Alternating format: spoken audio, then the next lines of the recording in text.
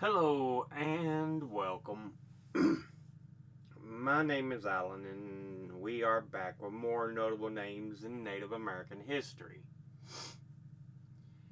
And today we are looking at probably one of the most notable names when it comes to Native Americans.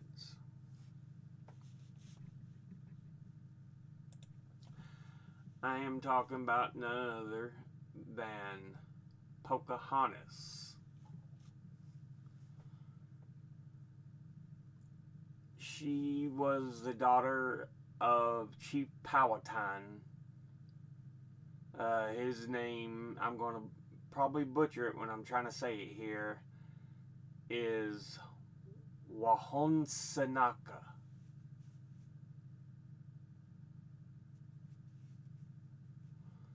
But yeah, Chief of the Powhatan peoples.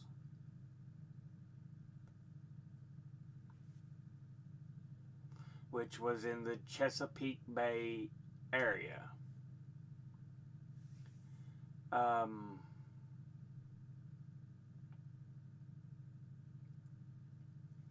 yeah.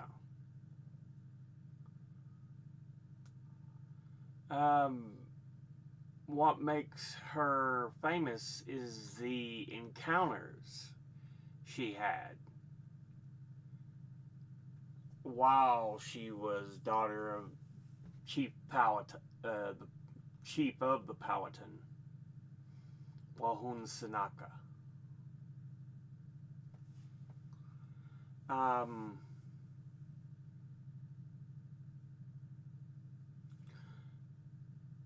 Let's see. Nothing is written by the English about Pocahontas' mother. Some historians have theorized she died during childbirth, so it is possible that Pocahontas did not leave like most of her half siblings.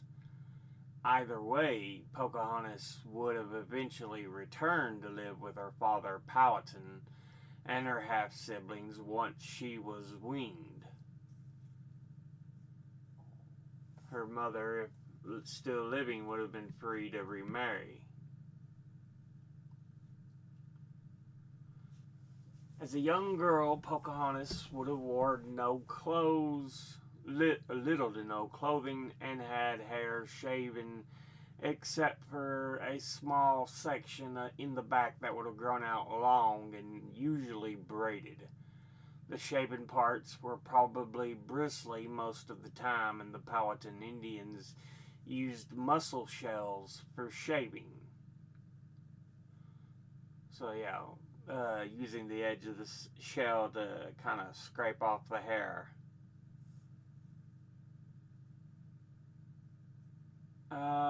In winter, she could have worn a deerskin mantle. Not everyone could afford one. And as she grew, she could have been taught women's work, even though, as favorite daughter of the paramount chief, the main chief Powhatan, she was afforded a more privileged lifestyle and more protection. She still needed to know how to be an adult woman.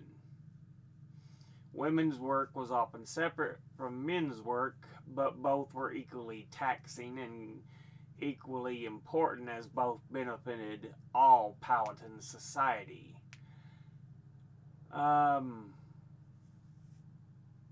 Pocahontas would learn that besides bearing and rearing children, women were responsible for building the houses called Yehakins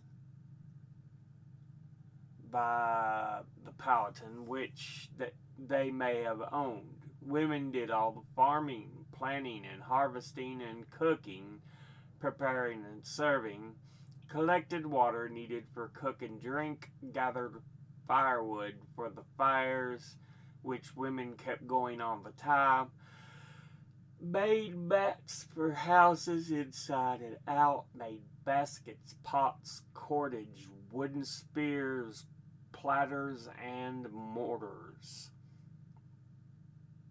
Women were also barbers for the men and would process any meat the men got home, as well as tanning hides to make clothing. Another important thing Pocahontas had to learn to be an adult woman was how to collect edible plants. So she would need to be able to identify the various kinds of useful plants and have the ability to recognize them in all seasons. All of the skills to be an adult woman. Pocahontas would have learned this by the time she was about 13, which was the average age Powhatan women reached puberty.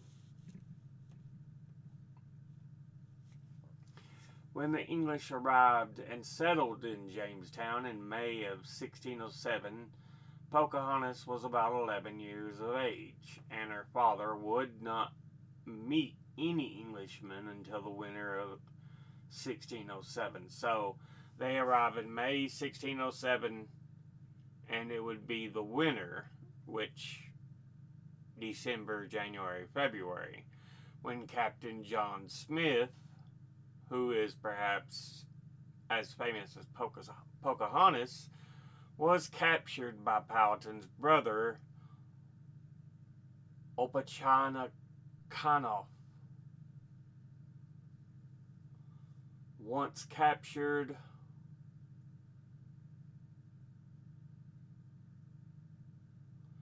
Smith was displayed at several Powhatan Indian towns before being brought to the capital, to Chief Powhatan.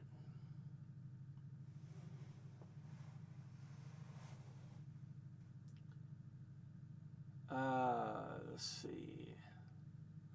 What happened next is what has kept the names of Pocahontas and John Smith connected. The famous rescue of John Smith by Pocahontas. As Smith tells it, which there's been a lot of questioning of how honest Smith was in telling the tales. He was brought in front of Chief Powhatan. 2 large stones were placed on the ground. Smith's head was forced upon them, and a warrior raised his club to smash in his brains. Before this could happen, Pocahontas rushed in and placed her head upon his, stopping the execution. Now, whether this event actually happened or not has been debated for centuries. One theory posits that what took place was an elaborate adoption ceremony. Its adherents believe that Smith's life was never really in danger, though, and he would most likely would have not known that, though he would have not likely have known that afterwards. Powhatan told Smith that he was part of the tribe. In return for 2 great guns and a grindstone, Powhatan would give Smith Kapahawasik on the York River, and forever esteem him as his son, Nantaquod.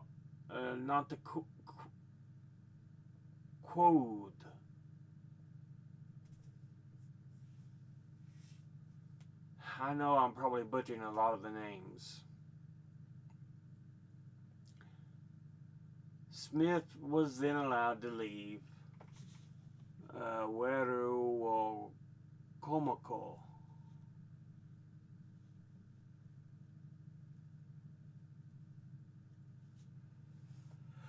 Upon returning to Jamestown, Powhatan sent gifts of food to the starving English. These envoys were usually accompanied by Pocahontas, and as a sign of peace, as she was a sign of peace to the English. On her visits to the fort, Pocahontas was seen cartwheeling with the young English boys, living up to her nickname, a playful one, which is what the actual name Pocahontas means. Because we'll find out later, that wasn't her actual name, it was a nickname. The English knew Pocahontas was the favorite daughter of Chief Powhatan and was consequently seen as a very important person, and on one occasion she was sent to negotiate for the release of Powhatan prisoners. According to Smith, it was 4-2 Pocahontas alone that he finally released them.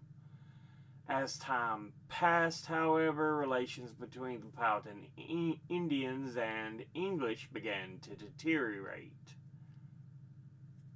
But Pocahontas' relationship with the newcomers was not over. So, Smith and the English arrive in 1607, and then we have the winter of 1608 into 1609. The English visited Powhatan tribes to trade beads and other trinkets for more corn, only to find that a severe drought had drastically reduced the tribe's harvest. In addition, Powhatan's official policy for his chiefdom was to cease trading with the English. The settlers were demanding more food than his people had to spare, so the English were threatening the tribes and burning towns to get it. Wow. You don't know how to survive upon your own, and so you threaten violence.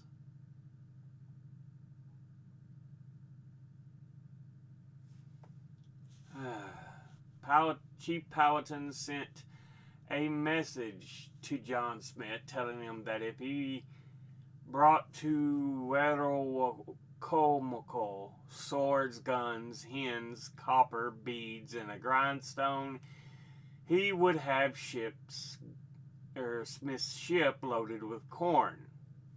Smith and his men visited Powhatan to make the exchange and ended up stranding their barge. Negotiations did not go well. Powhatan excused himself, then he and his family, including Pocahontas, departed into the woods, unbeknownst to Smith and his men. According to Smith, that night Pocahontas returned to warn him that her father intended to kill him. Again, according to Smith, remember, take Smith's word with a grain of salt, because there has been a lot of doubt and debate on how honest Smith was in his reports. Smith had already suspected something was wrong, but he was still grateful that Pocahontas was willing to risk her life to save his yet again, and afterwards she disappeared into the woods, never to see Smith and Virginia again. So connections and relations between the two peoples would deteriorate. Powhatan, growing weary over the constant English demand for food, would move his capital from Werowocomoco in 1609 to Oropaux, which was further inland. Pocahontas was not allowed to visit Jamestown anymore,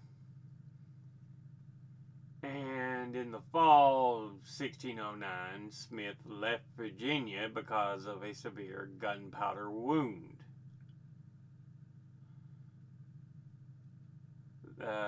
Pocahontas and Powhatan were told he died on the way back to England. So, yeah. that was kind of the end between her and Smith. So when you watch the movie Pocahontas by Disney, remember, she wasn't 18. She was 11. And he was likely in his 20s or 30s. So yeah.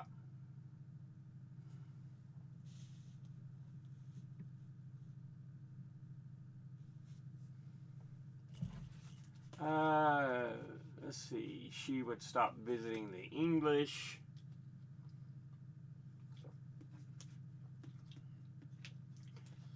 Apparently, she would have saved the life of Henry Spelman, one of several English boys who had been sent to live with the Powhatan Indians to learn their language and life ways. Powhatan Indian boys had been sent to live with the English to learn about English ways and language as well. So it's like a cultural exchange in a way. By 1610, Spelman did not feel as welcome among the Powhatan Indians and ran away with two other boys, Thomas Savage and Samuel, a Dutchman, last name unknown. Savage would change his mind and return to the Powhatan and told Chief Powhatan about the runaways. According to Spelman, Powhatan was angry about losing his translators and sent men to retrieve the boys. Samuel was killed during the pursuit, but Spelman escaped to live among the Patawomic tribe, an outlying member of the Powhatan chiefdom.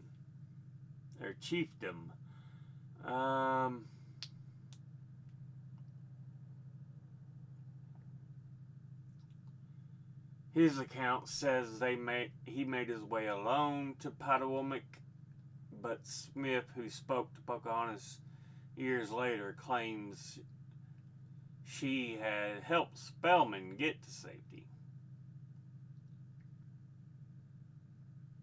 In the year 1609 to 1610, Pocahontas, who was about 14, had reached adulthood and marriageable age.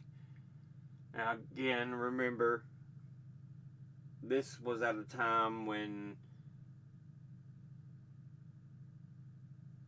it was considered acceptable that younger women could get married, even though today they are still children. Honestly, back then they were still children, but it was considered an age in which they could leave home and start a family of their own.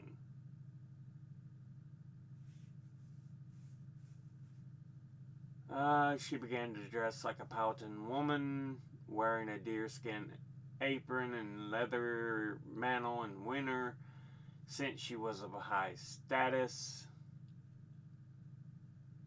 Also wear a one-shouldered fringed deerskin dress when encountering visitors. She started decorating her skin with tattoos, and when she traveled in the woods, she would have worn leggings and breech clout to protect against scratches, as they could become easily infected. She would have also grown her hair out and worn it in a variety of ways, loose, braided into one plait with bangs, or once married, cut short the same length all around. In 1610, she married Cocum, whom Englishman William Strachey described as a private captain. He was not a chief or counselor, though mention of his being a private captain implies he had command over some men.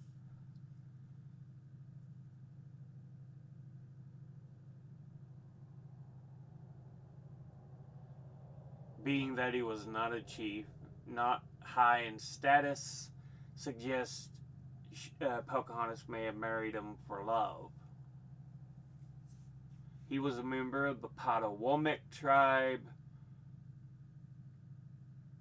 and may have been a member of her father Powhatan's bodyguards.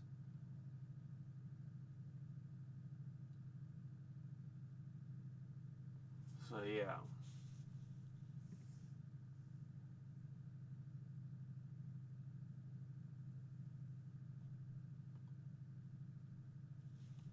Um, Over the next several years, Pocahontas was not mentioned in English accounts. In 1613, that changed when Captain Samuel Argall discovered she was living with the Potawatomi. Argall knew relations between the English and Powhatan Indians were still poor, and capturing Pocahontas would give him the leverage he needed to change that.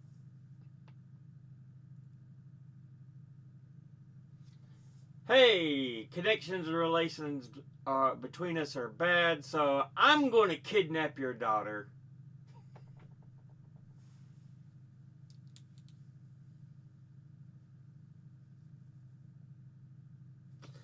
Yeah. Argall met with Eopasis, chief of the town of Passapatanzi and brother to the Potawatomi tribe's chief, to help him kidnap Pocahontas. First, the chief declined, knowing Powhatan would punish the Potawatomi, and ultimately the Potawatomi decided to cooperate. They could tell Powhatan they acted under coercion.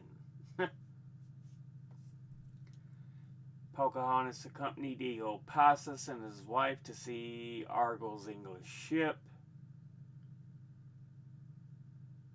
Eopasis' wife then pretended to want to go aboard, a request her husband would only grant if Pocahontas would accompany her. Pocahontas refused at first, sensing something was not right, but finally agreed when Eopasis' wife resorted to tears. Really?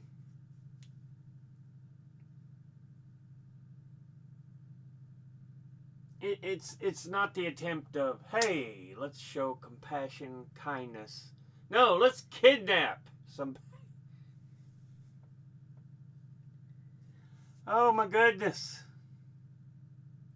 After eating, Pocahontas was taken to the gunner's room to spend the night, and in the morning, when the three visitors were ready to disembark, Argall refused to allow Pocahontas to leave the ship, and Eopasis and his wife seemed surprised. Argall declared Pocahontas was being held for ransom for return of the stolen weapons and English prisoners held by her father. Eopasis and his wife left, and with a small copper kettle and some trinkets as a reward for their part.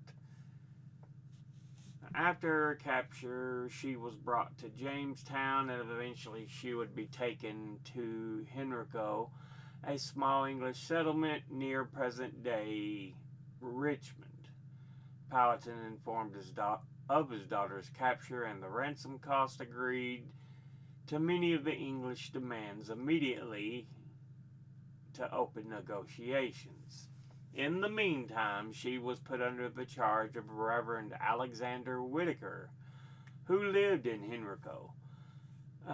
She learned the language, religion, and customs, and while it was not strange to Pocahontas, it was vastly different than the Powhatan world.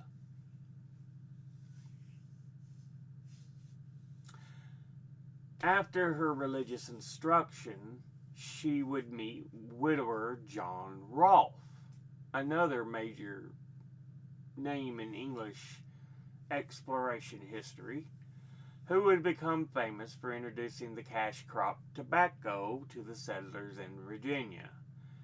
By all English accounts, the two fell in love and wanted to marry. Perhaps, once Pocahontas was kidnapped, Kokun, her first husband, realized divorce was inevitable and there was a form of divorce in Powhatan society.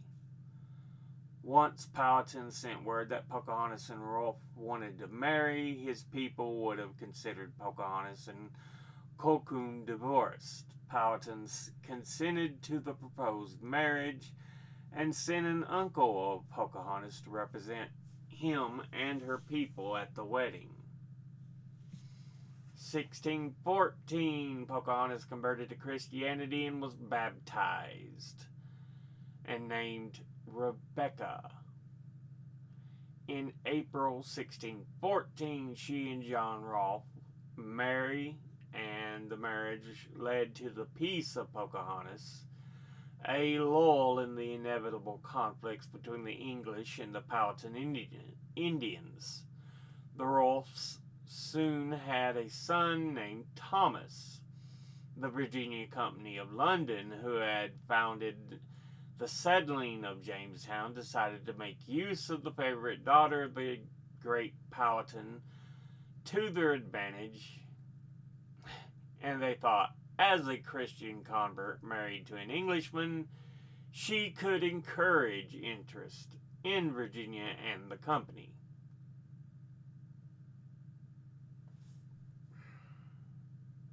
It's all about profits. Even back then.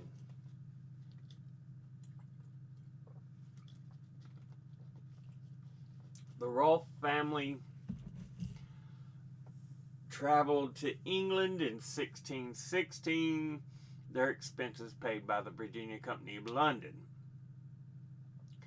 Pocahontas was known as Lady Rebecca Rolfe and was accompanied by about a dozen Powhatan men and women. Once in England, the party toured the company, and Pocahontas attended a mass where she sat near King James I and Queen Anne. Eventually, the Rolfe family moved to rural Brentwood, where Pocahontas would again encounter Captain John Smith. Smith had not forgotten about Pocahontas and even written a letter to Queen Anne describing all she had done to help the English in Jamestown's early years. Pocahontas had been in England for months, though, before Smith visited her. He wrote that she was so overcome with emotion that she could not speak and turned away from him. Upon regaining her composure, Pocahontas reprimanded Smith for the manner in which he had treated her father and her people. She reminded him how Powhatan had welcomed him as a son, how Smith had called him father. Pocahontas, a stranger in England, felt she should call Smith father. When Smith refused to allow her to do so, she became angry and reminded him how he had not been afraid to threaten every one of her people except her. She said the settlers had reported Smith had died after his accident, but the Powhatan had suspected otherwise, as your countrymen will lie much. So right from the beginning, settlers just lie and lie and lie to the native peoples. In March of 1617, the Rolfe family was ready to return to Virginia. After traveling down the Thames River, Pocahontas, who was seriously ill, had to be taken ashore. In the town of Gravesend, she would die of an unspecified illness. Many historians believe she suffered from an upper respiratory ailment, such as pneumonia, while others think she could have died from some form of dysentery. She was around the age of 21 and was buried at St. George's Church on March 21st, 1617. John Rolfe would return to Virginia but left the young ailing Thomas with relatives in England. Within a year, Chief Powhatan died, and the peace of Pocahontas would slowly unravel. Wow.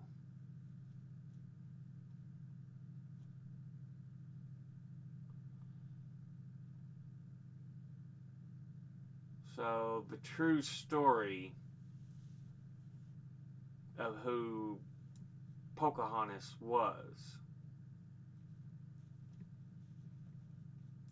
What little we know about Pocahontas covers only about half of her short life, and yet was inspired by a myriad of books, poems, paintings, has inspired books, poems, paintings, plays, sculptures, and films. It has captured the imagination of people of all ages and backgrounds, scholars and non-scholars alike.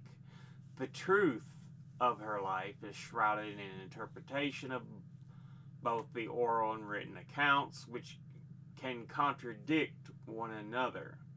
One thing can be stated with certainty: her story has fascinated people for more than 4 centuries and still inspires people today. So, yeah.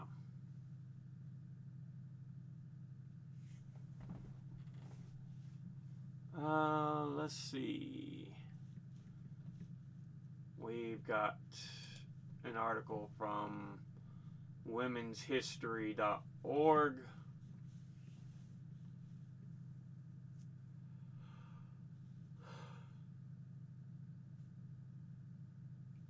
Yeah. Her given name was Amunute, privately Matoaka, but she was remembered by her nickname, Pocahontas, meaning playful one. So yeah, Amunute Matoika.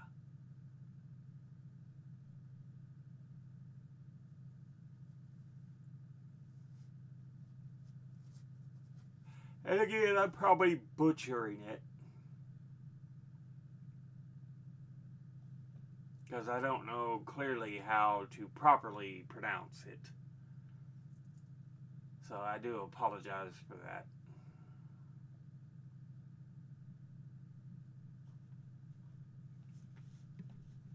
Let's see. From Britannica, what else we got?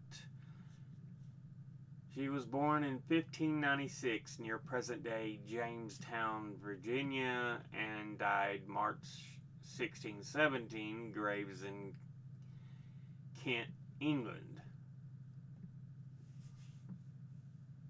and was Powhatan, the Powhatan peoples, and daughter of Chief Powhatan,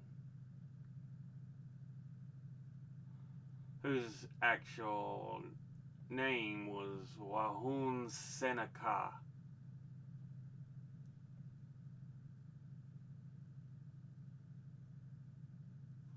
Chief of the Powhatan Empire, which consisted of some 28 peoples of the Tidewater region, basically that coastal area.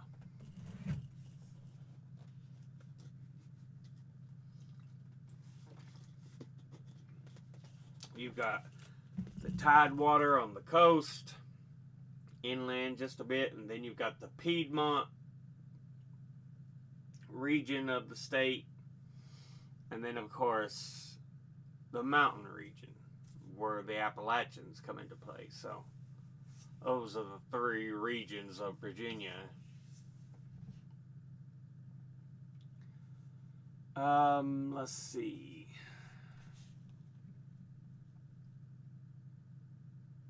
She was a girl of the age of 10 or 11 when she first became acquainted with the colonists.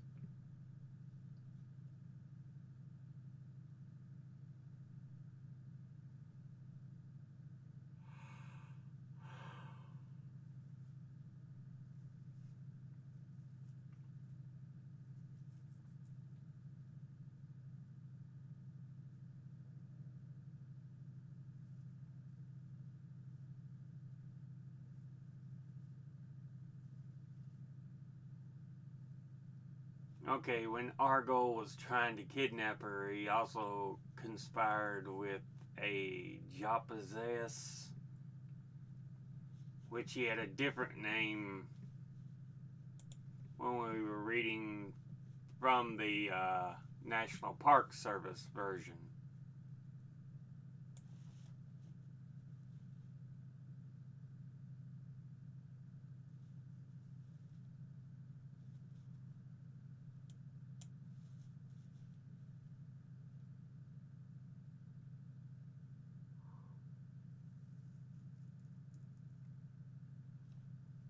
Kokun.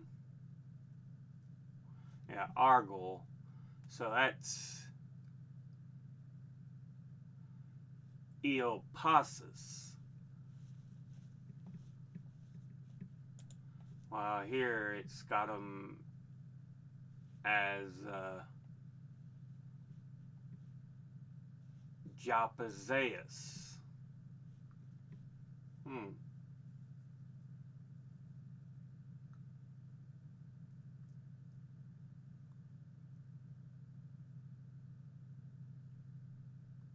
Let's see. She became baptized, named Rebecca.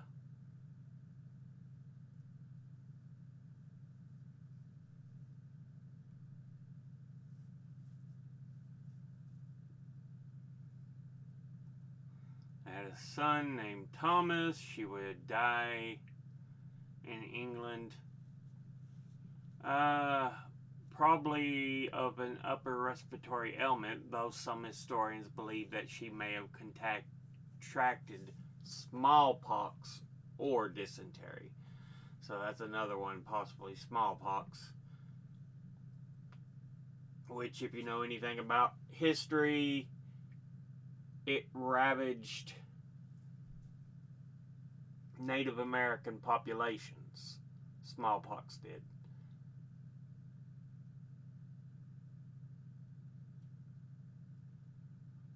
Yeah.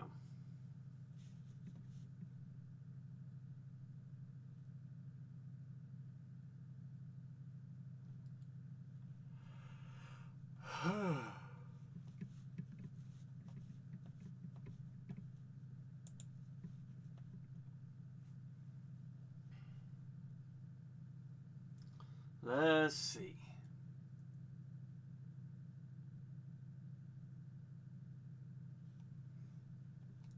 Okay.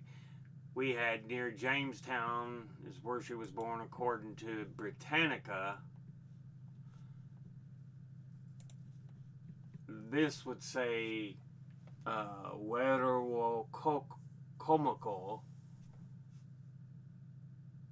in Sinnacomaca near present day Gloucester Courthouse in Virginia.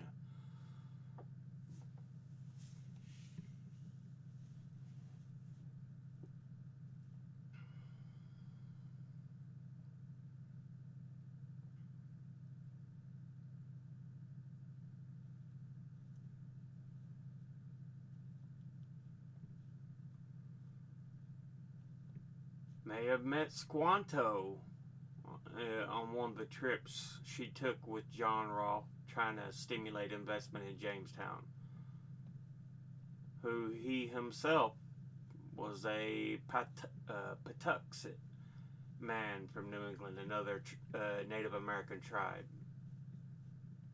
Okay. Squanto, if you ever know about, look at American history, he's supposedly one of the main people that's often cited as helping teach the Pilgrims up in Massachusetts Bay Colony how to plant corn and other foods. And yeah, help them survive that winter up there.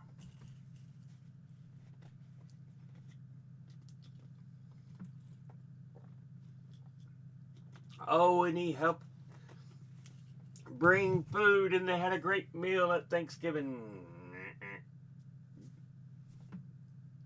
A lot of that is not completely accurate history. But yeah, Squanto was supposed to have taught the settlers in the Massachusetts Bay Colony planting of certain crops, so that Squanto and Pocahontas' paths crossed was pretty cool. Because you're talking about two of the biggest names in early colonial history.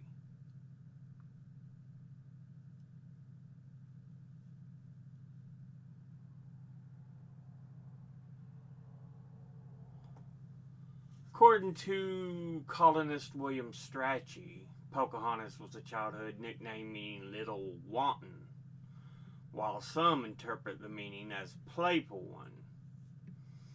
In this account, Strachey believes Pocahontas was as a child visiting the fort at Jamestown and playing with the young boys. She would get the boys forth with her into the marketplace and make them cartwheel, falling on their hands, turning up their heels upwards, whom she would follow and will sew herself naked as she was all over the fort. Wow.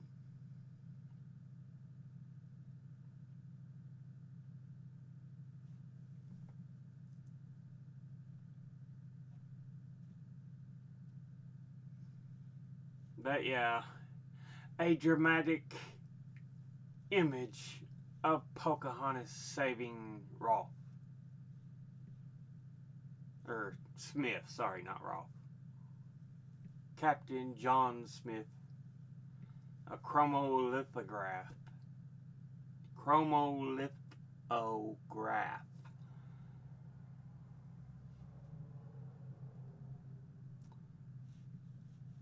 Yeah. The scene is idealized. There are no mountains in the Tidewater region of Virginia. Like I said, it's that coastal area. Yet, what do we got in the background? And the Powhatans lived in thatched houses rather than teepees. Quite like that. Teepees were Plains Indians. Some of the tribes on the plains. I realized I called them Plains Indians. Plains Native Americans. Some of the tribes on the plains dwelt in teepees.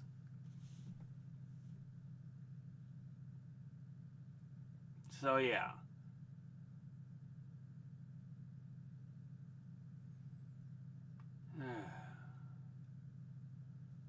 Like I said, there's so much that has been bastardized about the history.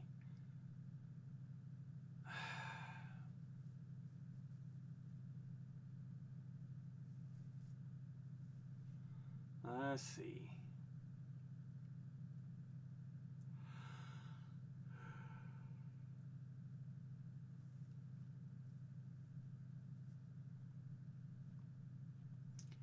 She was kidnapped to promote peace.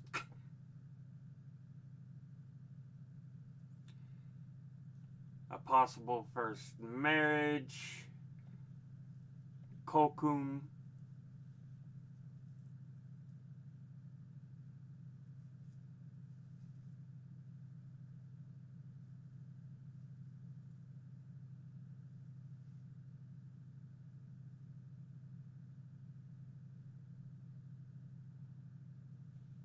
Kokum's identity, location, and very existence has been widely debated among scholars. Like I said, there's a lot that's inferred, that's suggested. We really don't have a true wealth of knowledge of who this young woman was.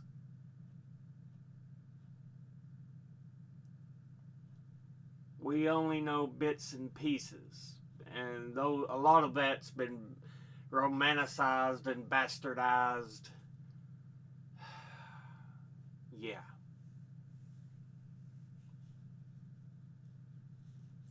Speculated causes of her death includes pneumonia, smallpox, tuberculosis, and hemorrhagic dysentery, and poisoning. That's interesting.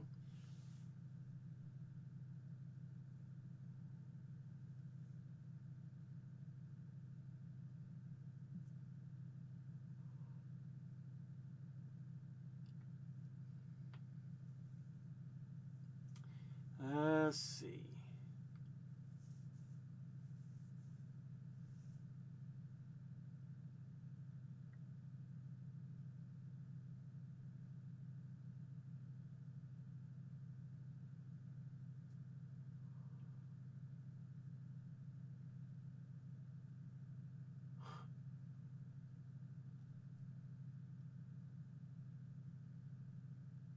Mm, 1907, be the first Native American to be honored on a stamp.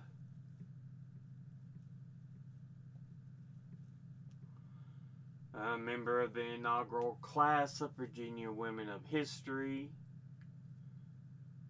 in 2000.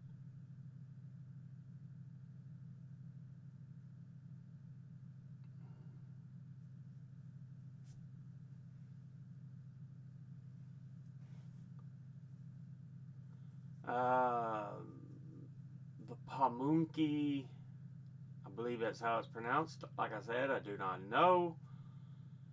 Became the first federally recognized tribe in the state of Virginia. And they are descendants of the Powhatan chiefdom. Remember, it's like 20-some tribes living in this confederation.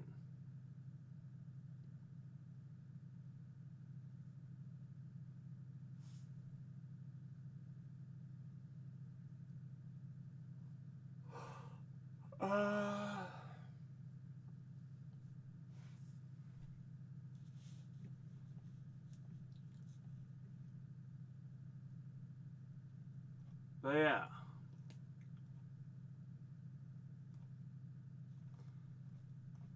But that looks like the majority of the information on Pocahontas.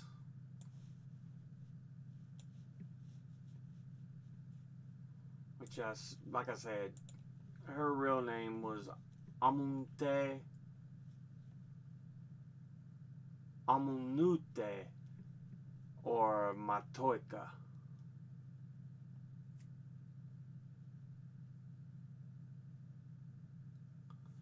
So, yeah.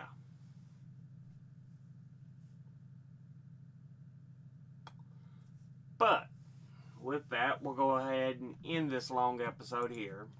As always, educate thyself. Think, read, study, learn. Someone tells you something you have trouble believing, ask them to cite their sources. I'll be putting these links and sources in the description box below the video. Thank you all for watching. I'll see you all in the next one.